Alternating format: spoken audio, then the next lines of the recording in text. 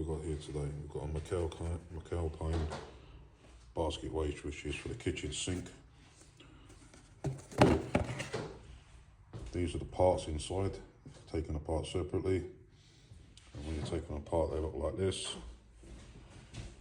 You've got a rubber seal that sits in the inside. When you put the basket underneath, that rubber must go underneath to seal it. Then you've got this thinner one that sits on top. It's very thin, so I advise to put a bit of silicone around there.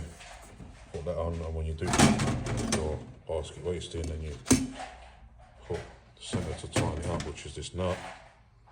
And it goes tightened underneath with this basket. It will squeeze that silicone out and put that seal around there. Now with the waste, overflow waste that goes on the back, check the length and adjust it as needed. It was a little bit too long for me, so I cut the bit off that was not needed. Once you've put that around in the back position, all you do is put the nut on the front and tighten it up with the rubber there.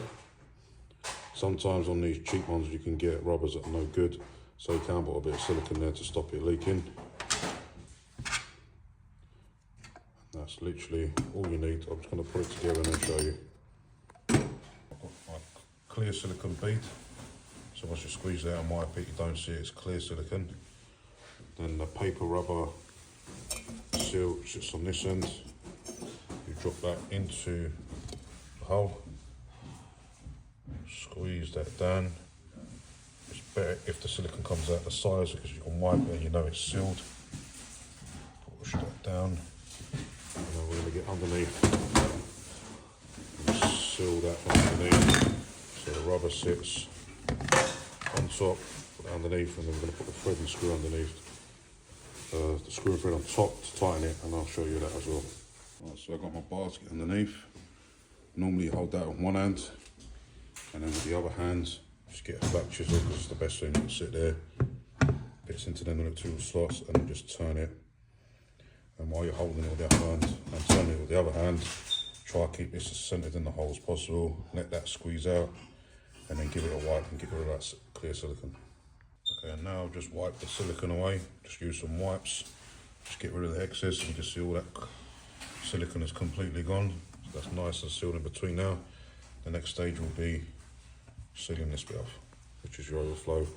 What happens when your water rises and gets to a certain point, instead of it spilling over the sink, it will go into the overflow, which will travel down the back, and then you'll have a trap down here, which the water will go through instead of going over your sink. It's just a safety precaution. Right, this is the next and final stage of this. Grab your rubber washer, pop it over here, goes into the thread here, and just tighten it up. Now normally I'll do this hand tight, and then I'll get a screwdriver to feed through it, and then I'll tighten up a little bit more afterwards. And that's the cap on now, and that's been tightened, wiped around and cleaned. Again, if you have any issues with this rubber, you can put bits of silicone or sticks up behind it. It depends sometimes how much space you got behind there as well, but you should be able to put a little bit of silicone there to seal it up as well.